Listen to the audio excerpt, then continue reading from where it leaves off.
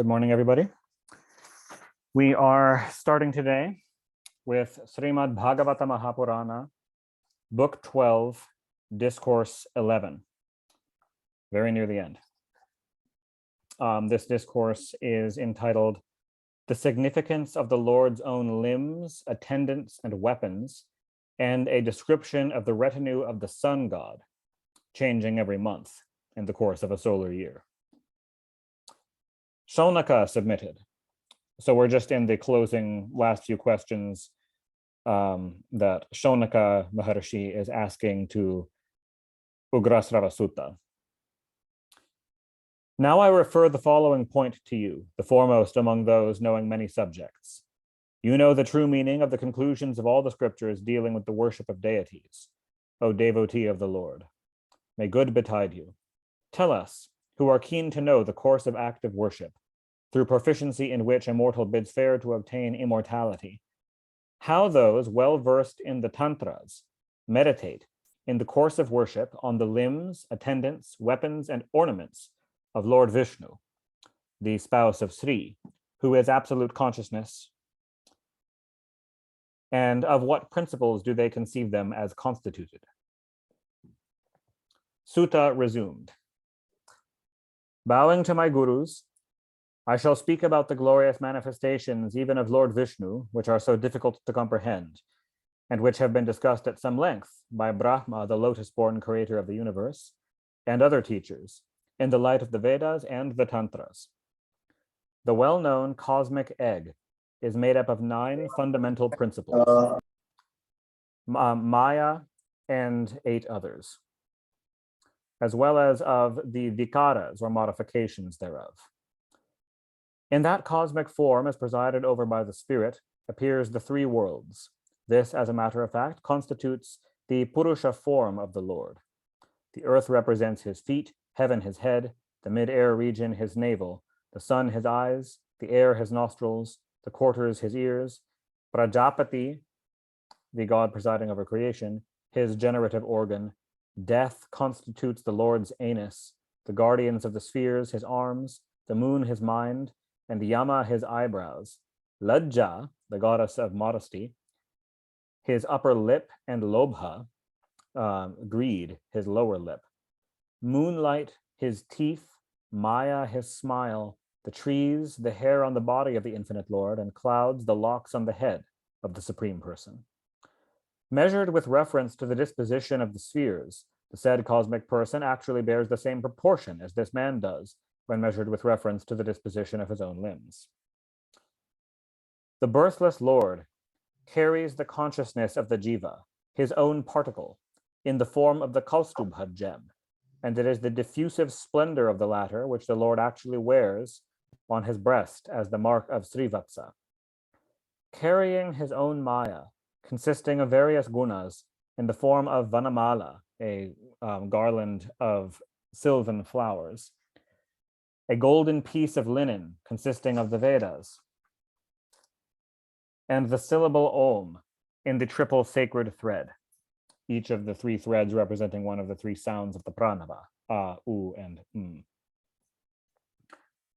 The Lord wears Sankhya and Yoga as a pair of crocodile-shaped earrings, and the realm of Brahma, the highest functionary of this universe, promising fearlessness to all its inhabitants, as his diadem. The unmanifest primordial matter is the seat, going by the name of Shesha, the serpent god, which he remains nestled in, and Sattva Guna, characterized by properties such as Dharma and Jnana, the other properties of Sattva Guna being Aishvarya, Yasha, Sri, and Vairagya, as well as the divine potencies called Vimala, Utkarshini, Jnana, Kriya, Yoga, Prahvi, Satya, Ishana, and Anugraha, is spoken of as the lotus spread on this seat. He wields prana, the vital air, accompanied by organic, mental, and bodily strength, in the form of the mace bearing the name of Kaumodaki, the principle of water, in the form of an excellent conch, Panchajanya by name, the principle of fire, as Sudarshana Chakra, the principle of ether, as a sword clear as the sky, a shield consisting of tamas, a bow made of horn, as representing Kala, and a quiver consisting of Karma. Knowing persons declare the Indriyas to be his shafts, the cosmic mind to be his chariot, and the Tanmatras to be the exterior of the chariot. And he exhibits his serviceability to his devotees in the shape of conferring boons on and assuring protection to them through mudras, such as Varamudra and Abhaya Mudra, the gestures that he makes with his hands. The spot where the deity is worshipped should be visualized as the orb of the sun. The ceremony of initiation by a guru into a certain mantra should be contemplated as the act of self-consecration, which makes one eligible for the worship of a particular deity. And the worship of the Lord should be conceived of as the eradication of one's sins. Wielding in one of his four hands his six distinguishing attributes, lordship, righteousness, renown, affluence, wisdom, and its dispassion, each in its entirety, this denoted by the term bhaga, in the form of a lotus carried for the sake of diversion, and thus justifying the name of Bhagavan, he who possesses these six attributes. The Lord also maintains by his side, in the hands of two of his divine attendants, righteousness and renown as a chowri and a fan, respectively, the symbols of Rajahood. He further bears over his head as an umbrella, O Brahmanas, his own divine realm Vaikunta, which has no fear from any quarter. The Veda, with its three divisions, figures under the name of Garuda and supports Yajna as the supreme person himself.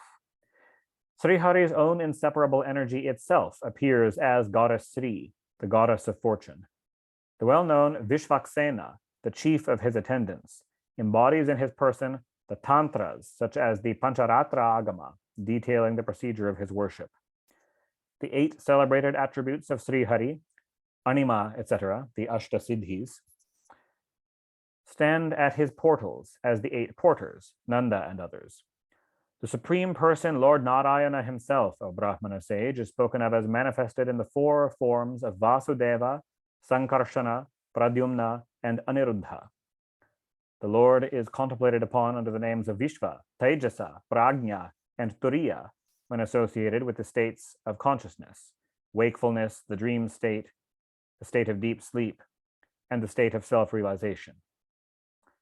Distinguished by his limbs, attendants, weapons, and ornaments, possessing his 6 distinguishing attributes, and appearing in the 4 forms, the Almighty Lord Srihari himself assumes these 4 aspects.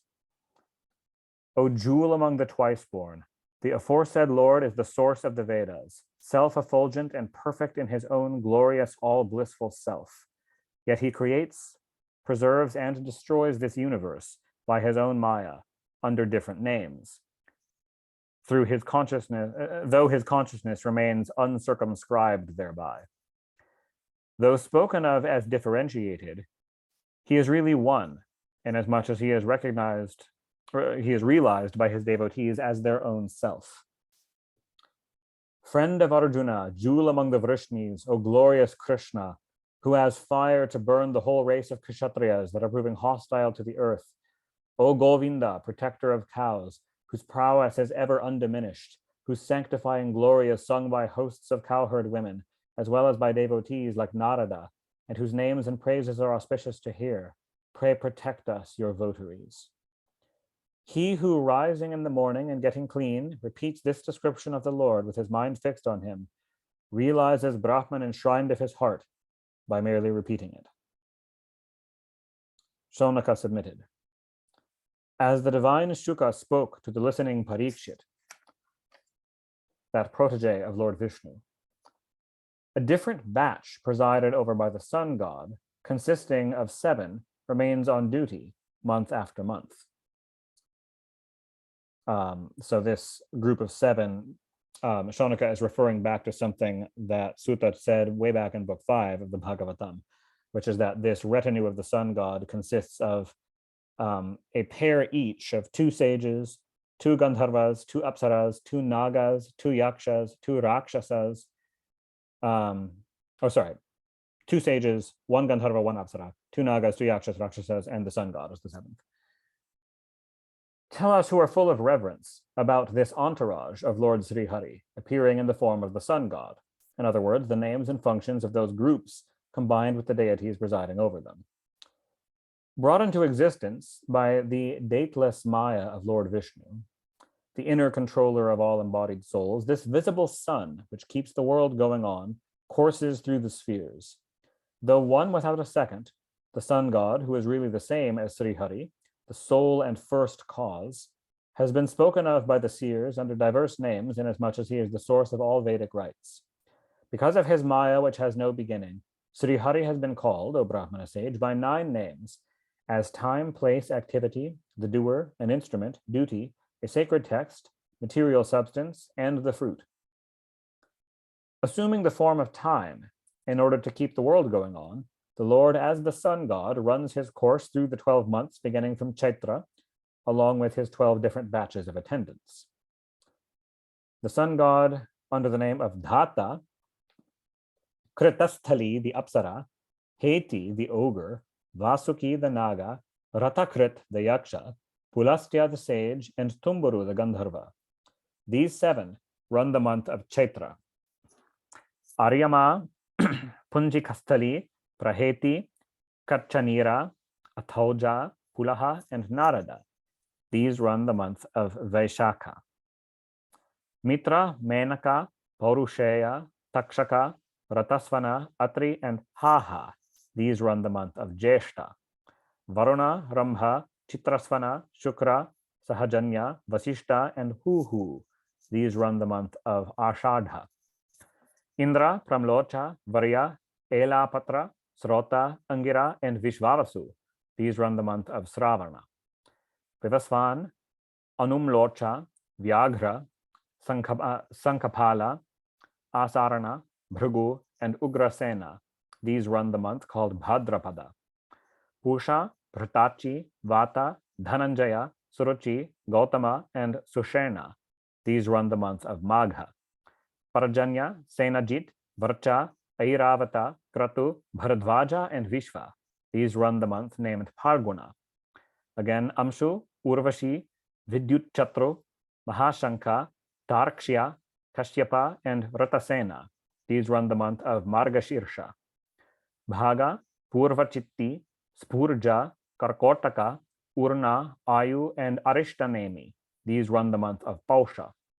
Again, Tvashta, Tilottama, Brahmapeta, Kambala, Shatajit, Jamadagni, and Dhritarashtra are the guardians of the month of Ashvina.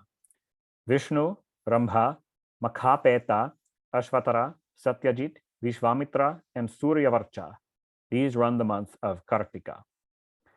These constitute the glory of the sun god, who is no other than Lord Vishnu. They take away the sin of those who remember them, morning and evening both, day after day. Coursing round all the 12 months along with his 6 attendants, the said deity unquestionably awakens good sense in the mind of his votary, both here and hereafter. The sages forming the entourage of the sun god duly extol him through hymns of Samaveda, Rigveda, and Yajurveda, revealing his glory. The Gandharvas sing his praises while the Apsaras dance before him. The Nagas serve the purpose of keeping the parts of the chariot together by binding it together with their coils. The Yakshas make his chariot ready for service, while the mighty Rakshasas push the chariot from behind.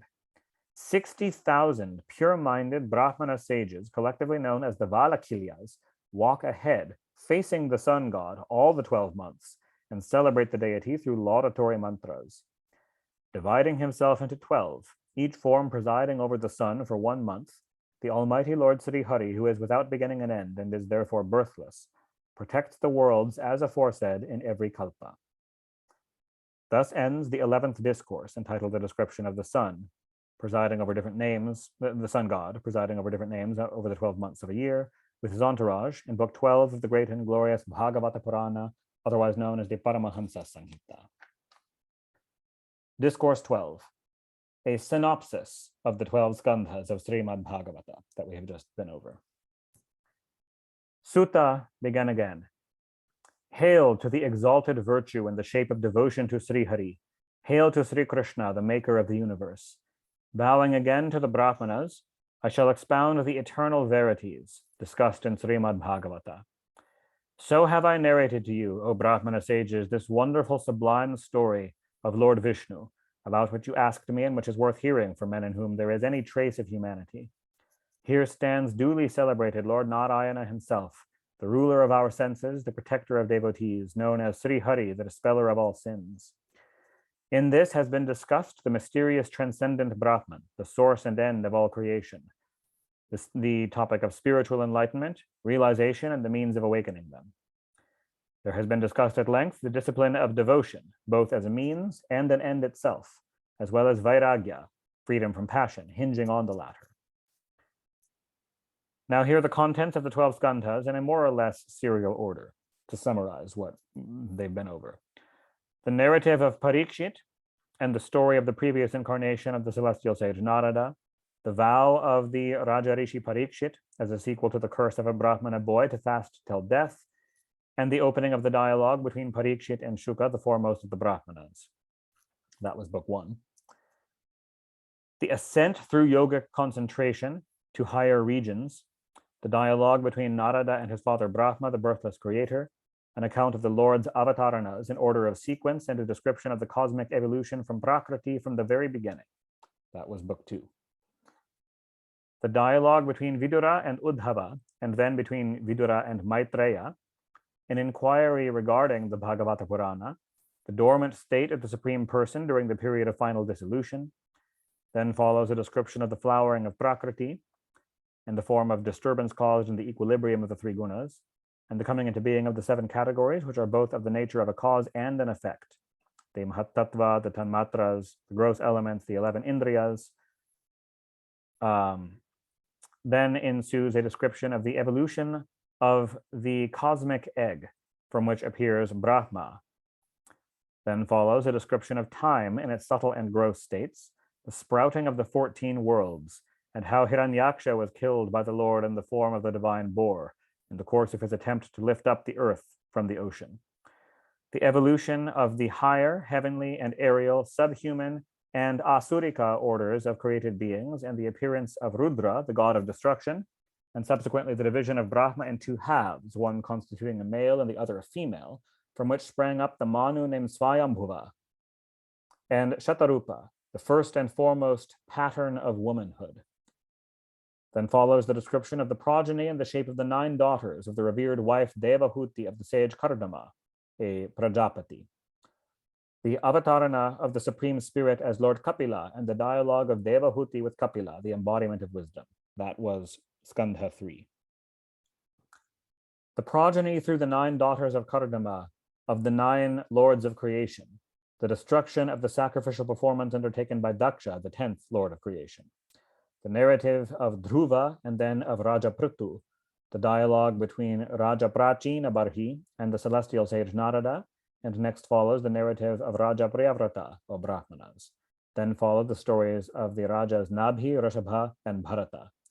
The description of the Dvipas, Varshas, and the oceans, and of the principal mountains and rivers, the disposition of the stellar sphere and the location of the 7 subterranean Patala Lokas and the infernal regions, closely followed by the story of Ajamila. And that covered Skandhas 4 and 5. The descent of Daksha from the Prachetas, the progeny of his daughters, from whose womb appeared the Devas, human beings, Asuras, animals, the immobile creation, the vegetable kingdom, birds, and so on. Then follows an account of Brahmana sages of the birth and fall of the demon Vrutrasura, son of Tvashta, the architect of the Devas, as well as of Hiranyakashipu and Hiranyaksha, the 2 sons of Diti, and the narrative of the high-souled Prahlada, ruler of the Daityas. That was the contents of Skandhas 6 and 7.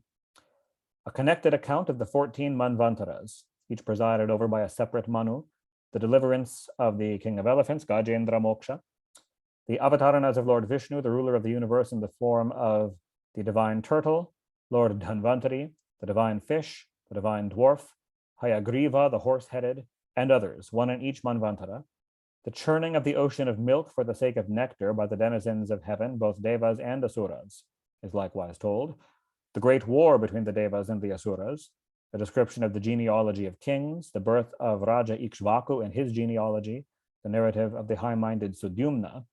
In this connection is told the story of Sudyumna having been transformed into Ila, as well as the narrative of Tara. An account of the solar dynasty, the story of rajas such as Shashada and Nriga, etc., the narrative of Sukanya, daughter of Sharyati, as well as the stories of rajas Sharyati and the wives Kakutsta, as also of Kartvanga and Mandhata, the sage Sobhari and Raja Sagara. The narrative which eradicates sin of Lord Sri Rama, the ruler of Kosala, how Rajanimi cast off his body, and the origin of the line of the Janakas. How Lord Parashurama, the foremost of the scions of Bhrigu, swept the Kshatriya race off the earth. The stories of Raja Pururava, the son of Ila, the first of the lunar line, as well as of Yayati and his father Nahusha. The stories of Raja Bharata, the son of Dushyanta, as well as of Shantanu and his son Bhishma. And then is delineated the posterity of Yadu, the eldest son of Yayati. And that covered skandhas 8 and 9. It was in this line that the Almighty Lord of the universe took his avatarana under the name of Sri Krishna. His appearance in the house of Vasudeva, and then how he was brought up in Gokula. Here were recounted the many exploits of that enemy of the Asuras, which are, as a matter of fact, endless, his exploits, endless in number.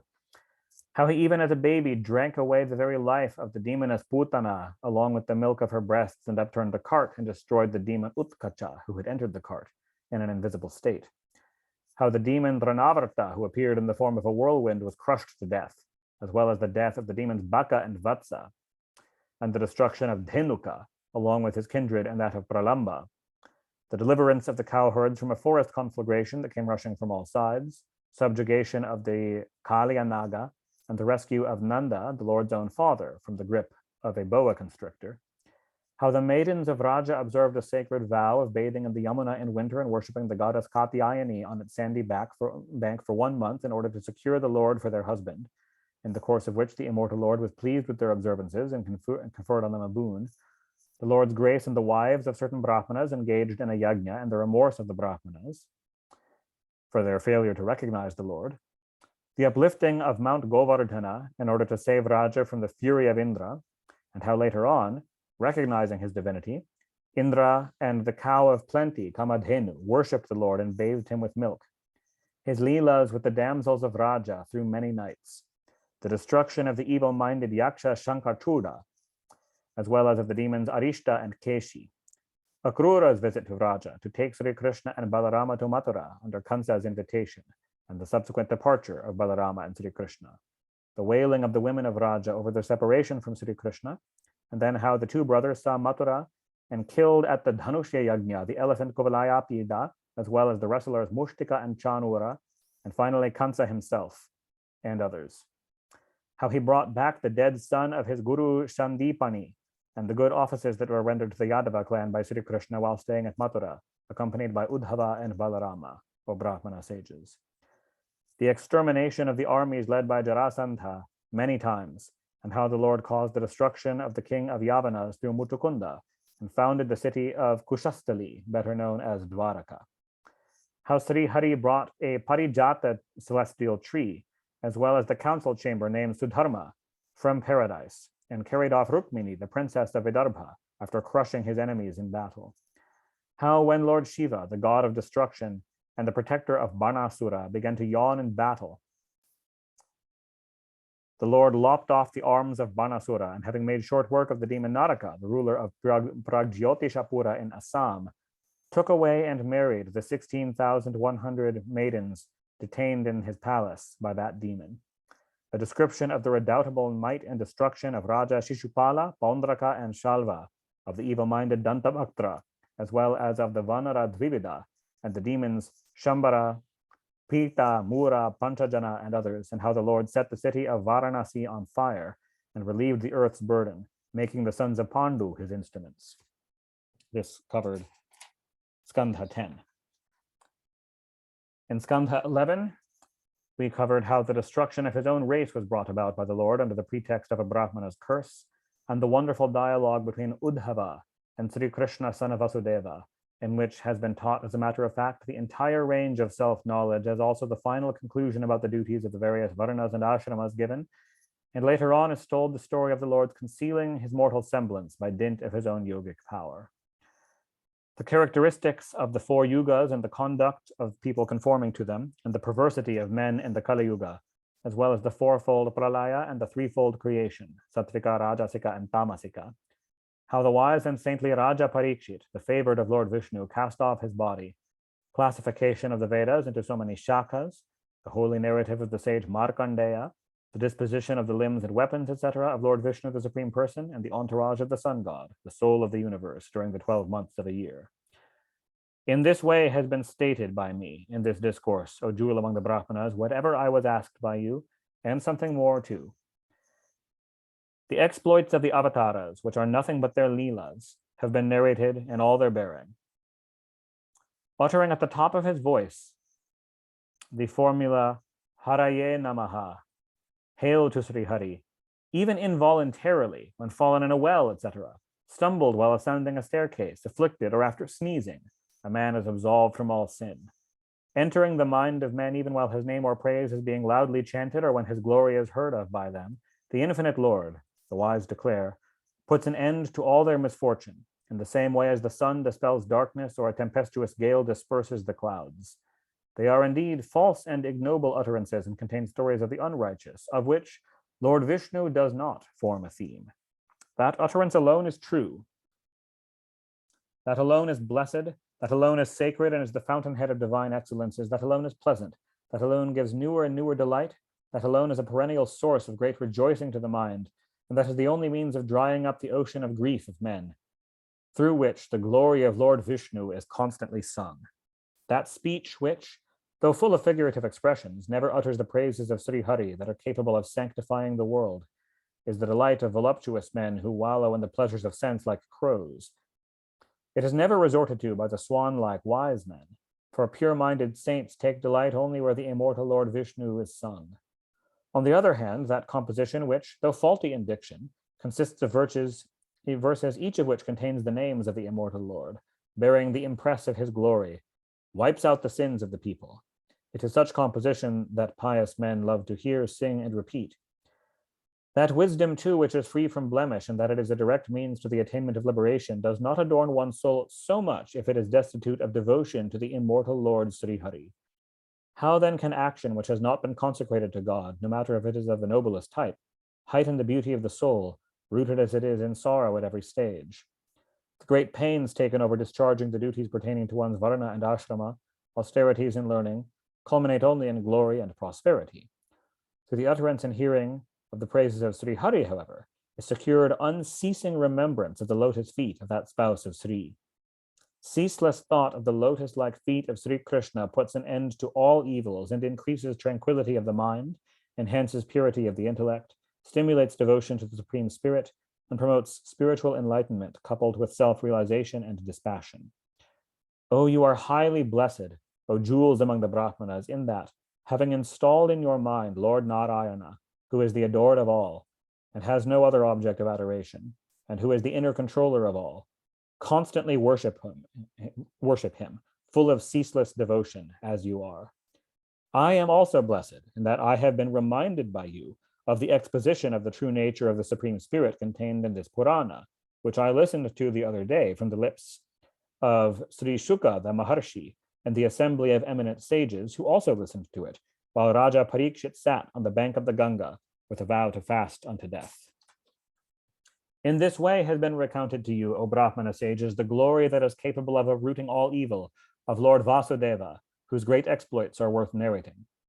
He who repeats this Purana every day with an undivided mind for 3 hours, or for that matter, for 1 second, and he who listens to it repeatedly with reverence, purifies his very soul. Listening to it on the 12th or 11th day of either fortnight of a lunar month, one enjoys a long life, while he who reads it devoutly while remaining without food is thereby rid of all sin. Reading this compilation with a calm and collected mind at Pushkara, Mathura, or Dwaraka, while abstaining from food, one is rid of fear of rebirth. Pleased as a result of chanting this Purana, gods, sages, siddhas, ancestors, manus, and rajas confer the desired boons on the man repeating or listening to it. A Brahmana who reads this Purana attains the same reward which he gets by studying all the three Vedas, Rig Veda, Yajur Veda, and Samaveda, streams of honey, streams of ghee, and streams of milk. Having devoutly studied this collection of verses in the form of a Purana, a member of the twice-born classes attains to that highest goal which has, as a matter of fact, been extolled by the Lord on many an occasion in the past. Having studied this Purana, a Brahmana bids fair to attain true insight. The Kshatriya, sovereignty over the earth with the oceans for its girdle. The Vaishya, the position of Kubera, while a Shudra is absolved from all sins. Sri Hari, the ruler of all, who is capable of destroying the entire mass of impurities of the Kali Yuga, is not certainly sung elsewhere so frequently. In this work, however, that Lord, appearing in all forms, stands celebrated at every step through relevant episodes. I bow to that birthless and infinite Lord Vishnu, the true principle of consciousness, whose own potencies are responsible for the appearance, continuance, and dissolution of the universe, and whose glorification is hardly known even to the lords of spheres like Brahma, Indra, and Lord Shiva. Hail to the eternal Lord, the foremost of the gods, whose true nature consists of absolute consciousness and who has evolved in his own self, through the instrumentality of his 9 potencies, strengthened by himself, an abode in the form of the entire inanimate and animate creation. I bow to the celebrated sage Shuka the son of Vyasa, whose mind is ever full in the realization of his own blissful character and who has thereby abandoned the thought of another, the notion of diversity. Nevertheless, even whose firmness was shaken by the charming stories of the invincible Lord Vishnu, bringing him into a state of emotionally weeping with joy, and who graciously dilated upon the Bhagavata Purana connected with him, which reveals the highest truth, and as such wiping out the suffering of all. Thus ends the 12th discourse, entitled A Synopsis of all the 12 Skandhas, in Book 12 of the great and glorious Bhagavata Purana, otherwise known as the Paramahansa Samhita. Discourse 13, the extent of the 18 Puranas and the glory of the Bhagavata. Sutta began again. Hail to the glorious Lord, whom Brahma the creator, Varuna the god presiding over the waters, Indra the chief of the Devas, Rudra the god of destruction, the Maruts, the wind gods, extol through heavenly hymns, whom the chanters of the Samaveda glorify by means of the Vedas, including the Angas or branches of knowledge auxiliary to the study of the Vedas, phonetics, grammar, prosody, astronomy, etymology, and kalpa.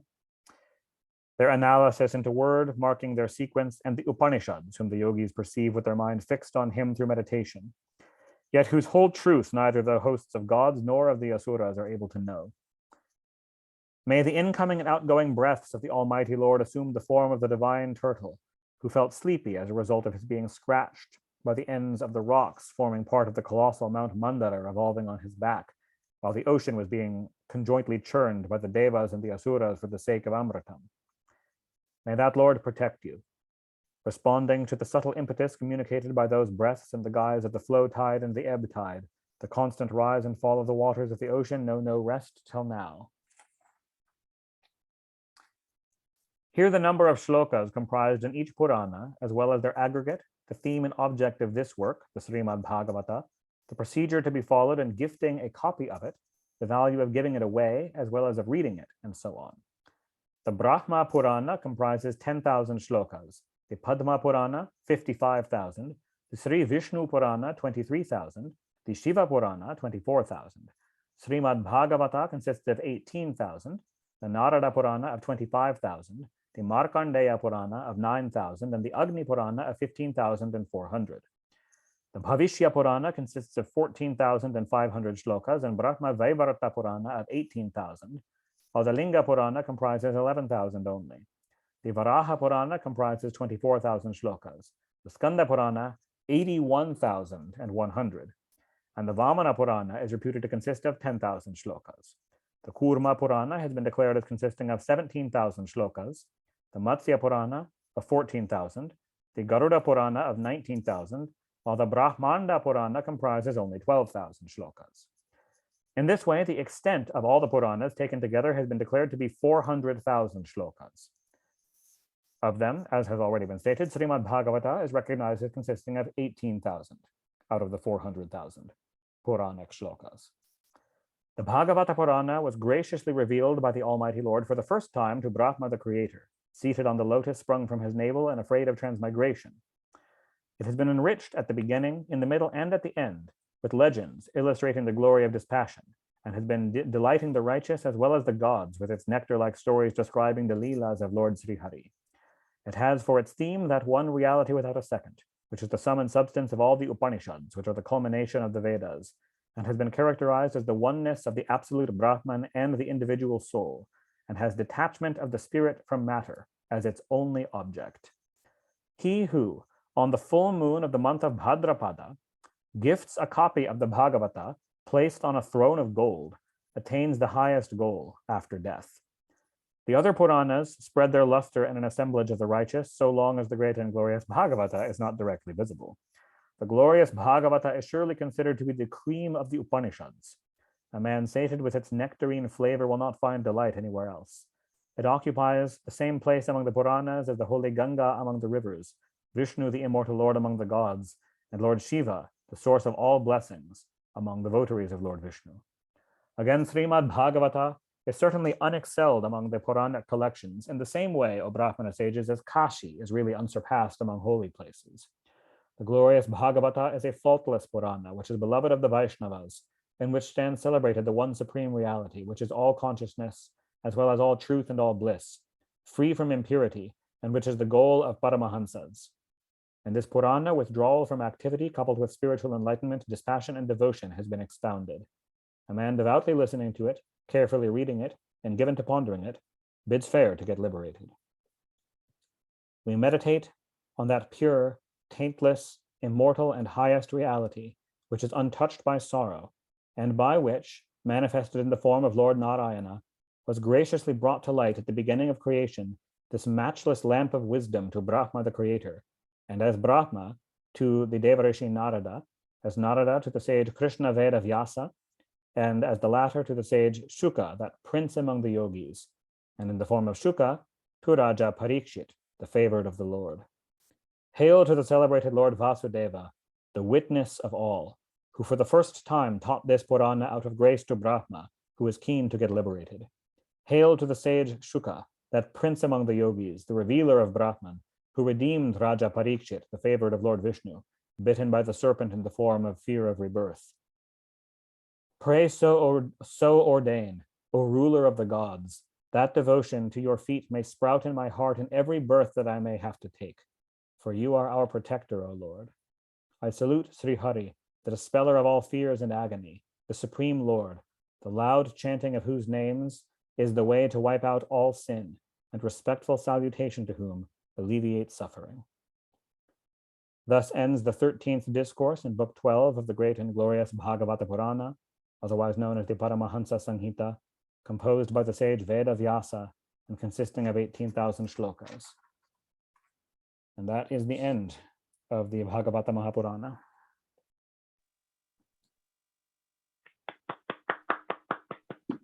Thank you, Devala. Incredible, Thank you guys man. all so much. Bravo. Well read, man. Well read. Thank you guys all for coming. Mary said she had to run. She has a muhurt of some of her neighbors moving into their house to attend, but she was talking at the start about wanting to keep going. I'm happy to continue. For anyone who wants to keep doing Sunday morning readings, I have all 18 Mahapuranas, hard copies right here in this room. Wow. I can do any of them. The whole list that we just read through, and actually two more also. So whatever you guys want, I'm happy to keep going. Radha's saying Vishnu. Vishnu. I'm okay. down with Vishnu. Yeah, I'd be happy with Vishnu. I mean, that's right in alignment with what we just read. Some of the same very stories much, and stuff. Yeah, staying with the Vaishnava theme. Mary had put in a suggestion for the Devi Bhagavata Purana, which I also have. But yeah, I have all of them. So I'd happily do any of the 18. Hare Krishna. Thank you so Hare much, Krishna. Devala. Thank you So so nice. much, Chandraji. God bless you. And yes, you I as think well. I think it will be good to continue. According to ISKCON. Yeah. Happy Ekadashi. What's that? Everyone. Happy Ekadashi, everyone. Yeah. Yeah, that would be really nice if you could continue this. Yeah. Well, Radha's saying Vishnu. I'm happy to do Vishnu Purana. I have it here. Yeah, absolutely.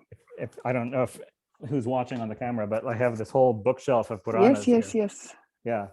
Wow. Yeah. Here's the Vishnu Thank you, Purana. Ramaya. So beautiful. Oh, that's Oh so my absolutely God. wonderful. Yeah.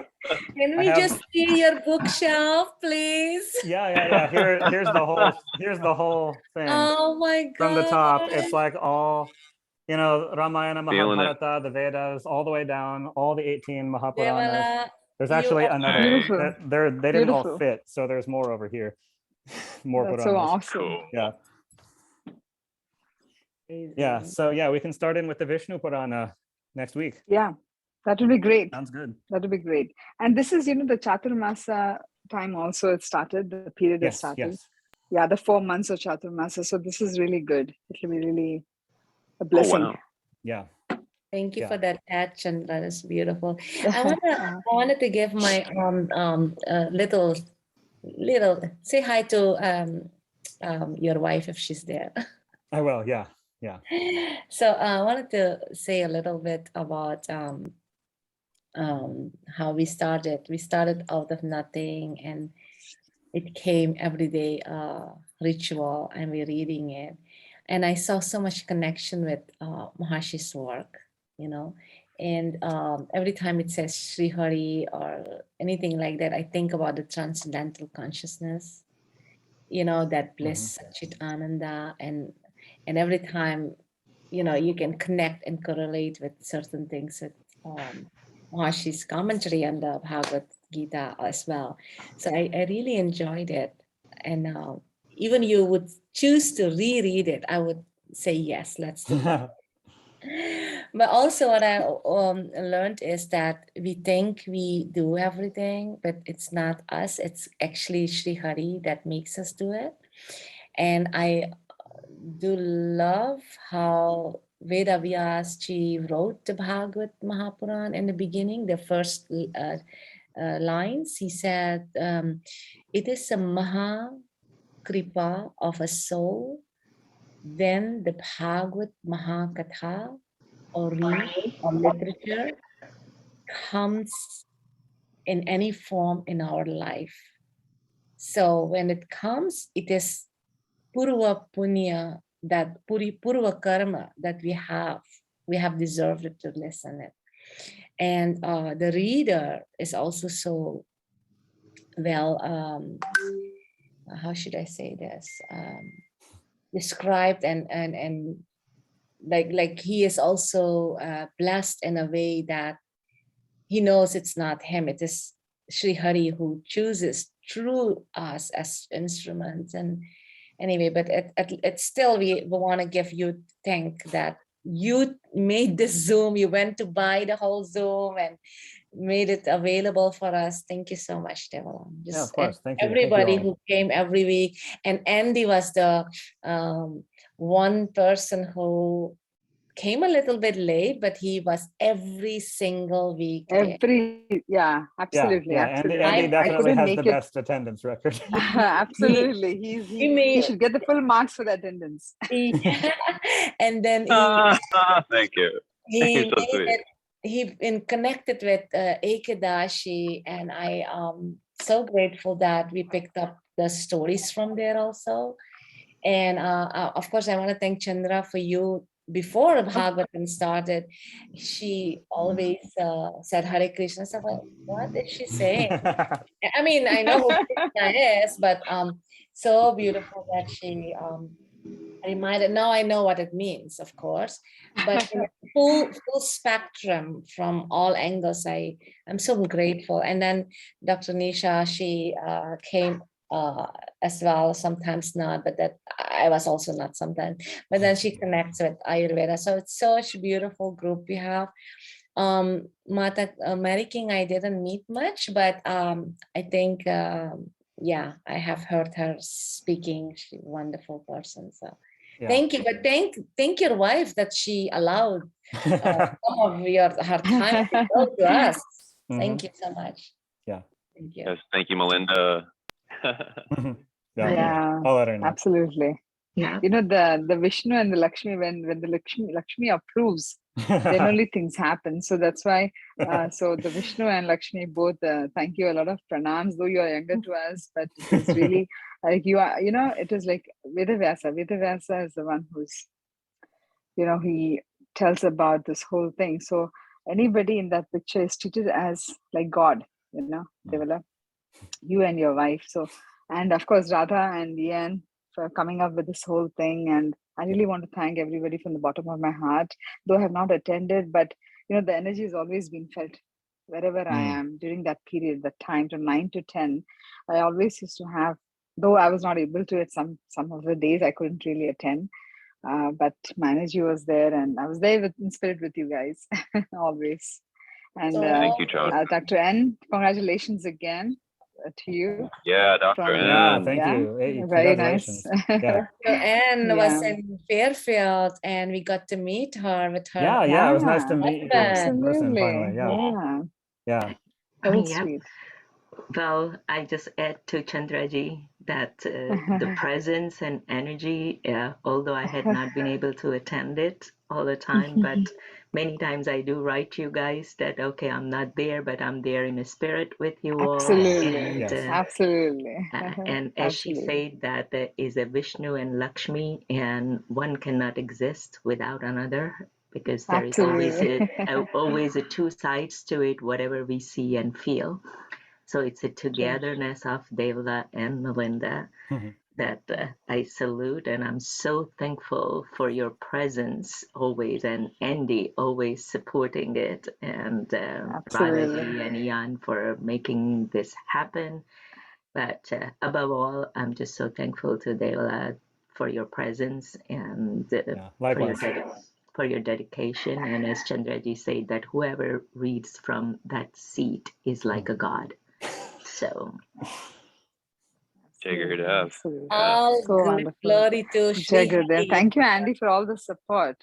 Andy prepared the Yeah. bhajan. Didn't you guys know? Absolutely. He prepared the bhajan.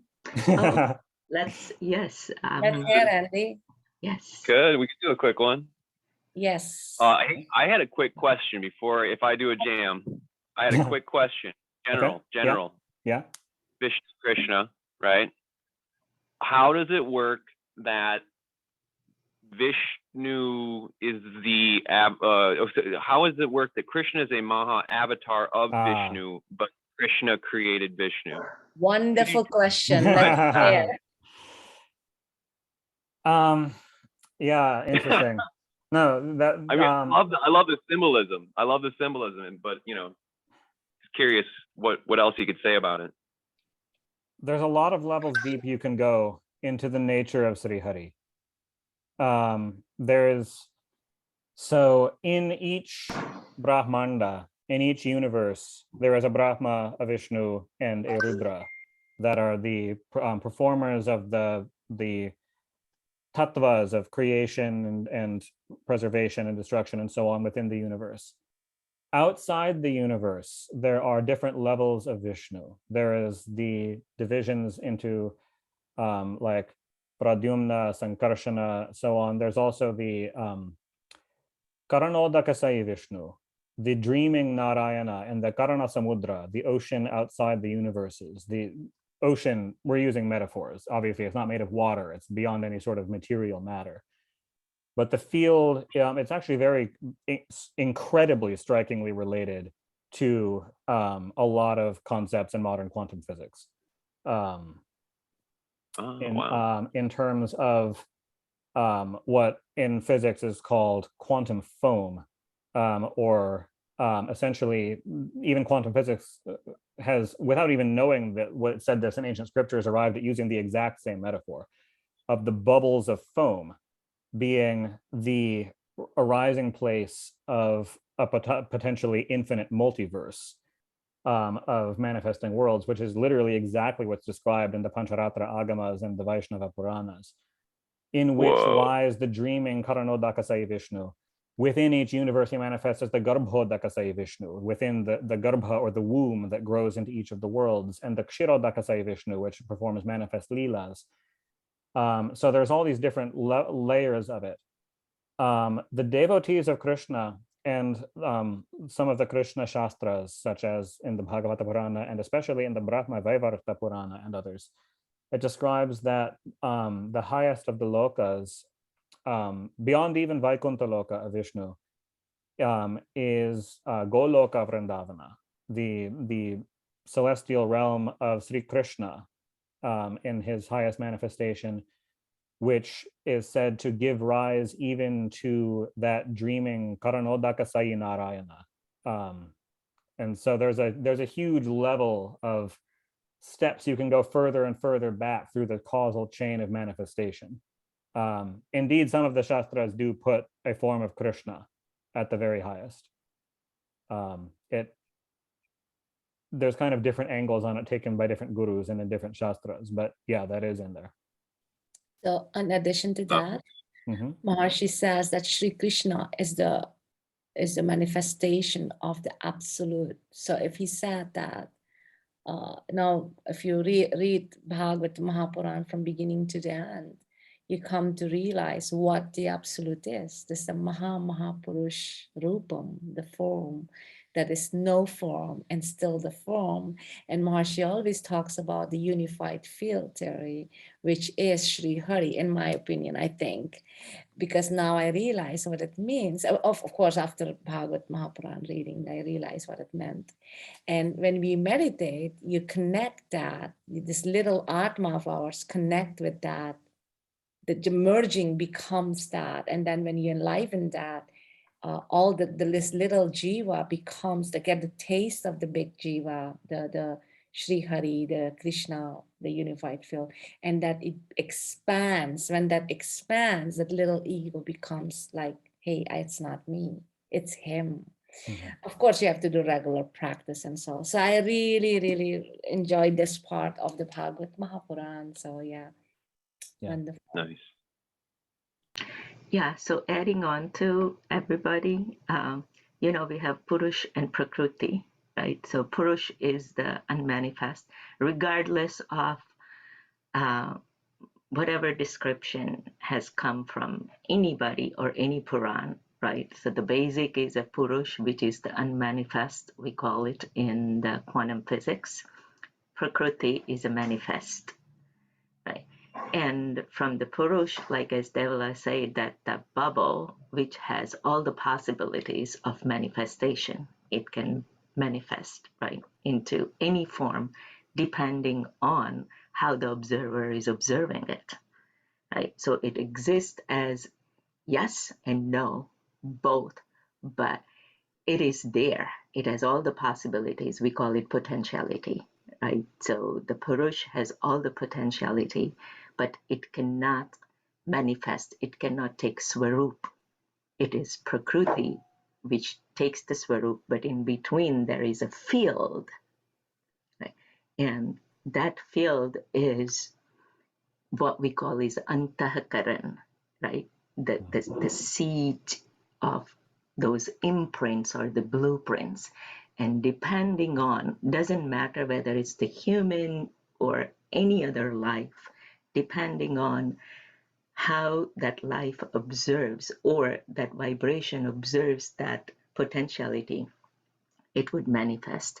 And any Puran, we have the word called Purna Purushottam, right, which is the absolute. So whether it's Krishna or Vishnu, or as Devala say, depending on who is interpreting it, it's basically the Purush, the unmanifest, the whole potentiality, the unified field or the quantum physics, and the Prakruti, its manifestation at many different levels, right? Yeah.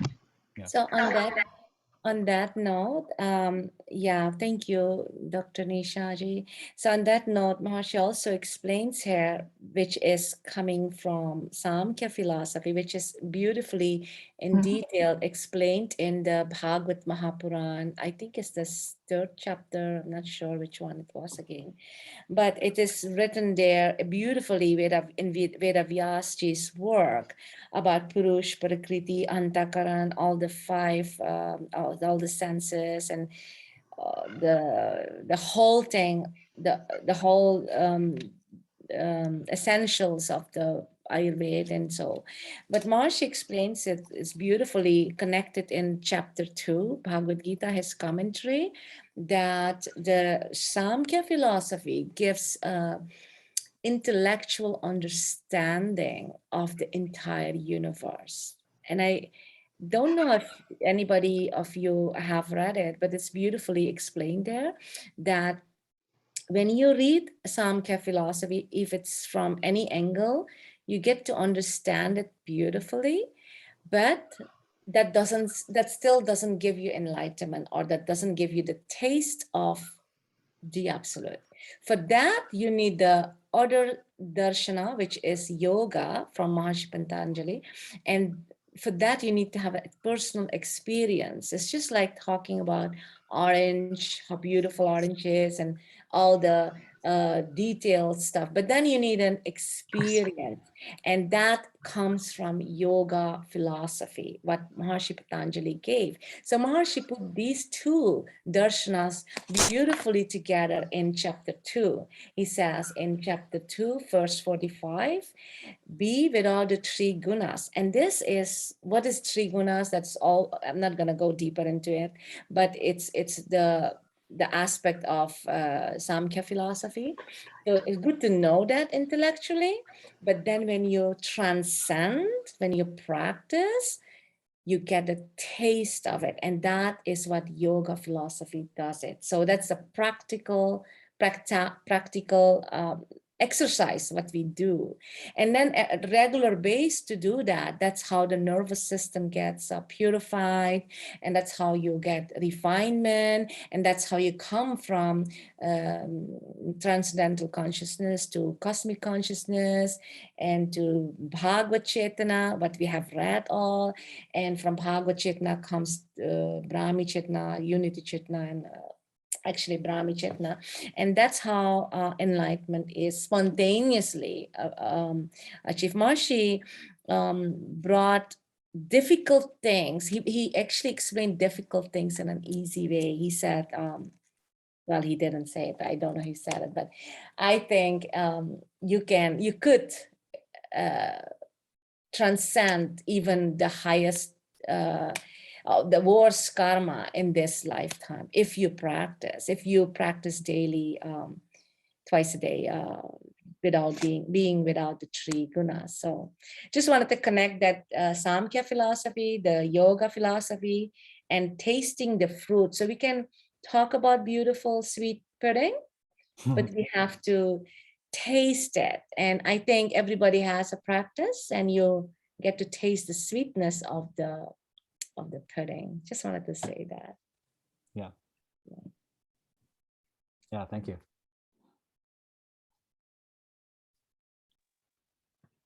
Cool. Thank you, Radha. Oh no, it's all. You guys want to hear a bhajan?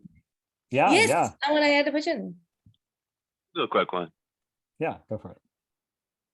This one that beautiful British musician Kirtanaya, Genevieve Harrison, does this. Mm-hmm. If you haven't heard her, one of my favorite voices, her voice and melody selection and performance is very humble but very powerful. So this is one of her that I learned from her. Maybe older than I don't know if she wrote it, but right.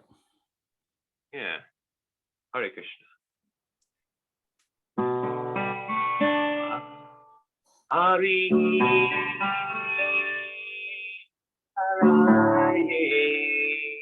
Namaha.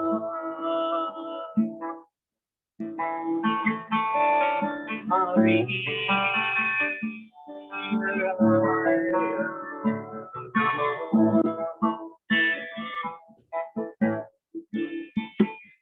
Krishna Yadavaya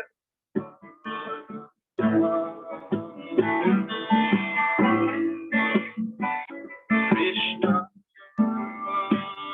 Yadavaya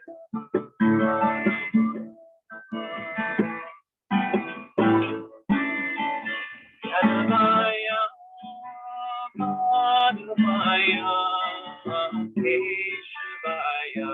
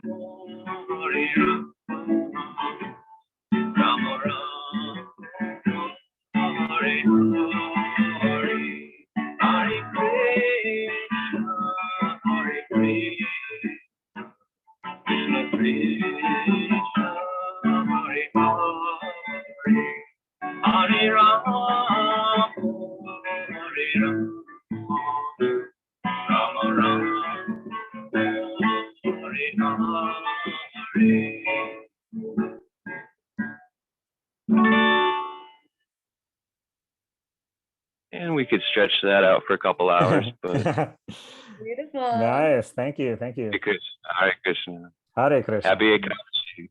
That According was to so ISKCON. beautiful, Andy. I just Thank felt you, that thank I'm in ISKCON. Yeah. So Cool. beautiful. Yeah. Yeah. Great. Thanks Very for beautiful. Yes.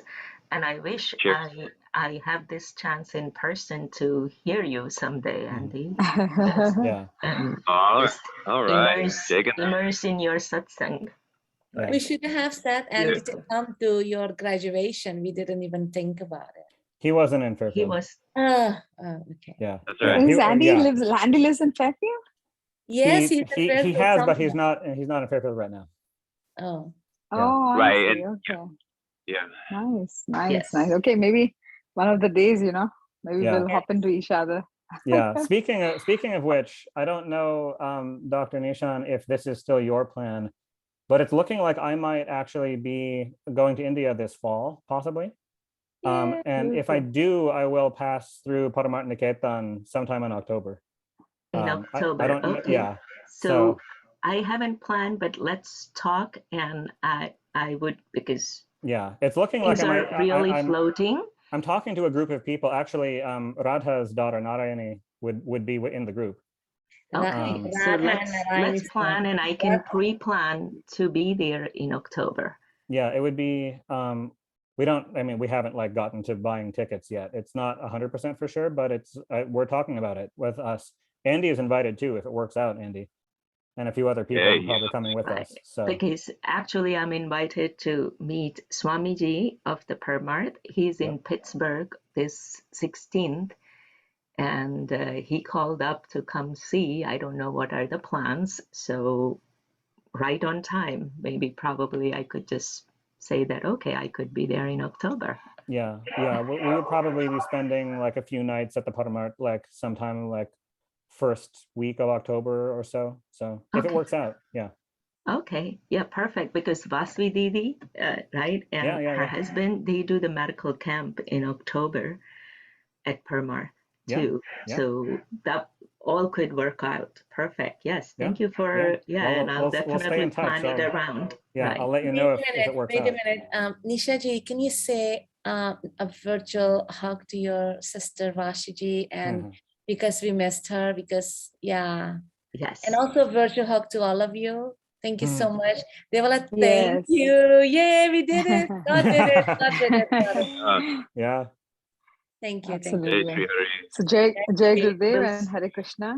And may Krishna. God bless you. May Shri Hari lead us. May He always be with us, all of us. Yes, absolutely, absolutely. Thank you. Yes. Thank you so much. Bless you all. Yeah, Vishnu Krishna's grace, Radha Krishna's grace on all of us here, showering down white flower Absolutely.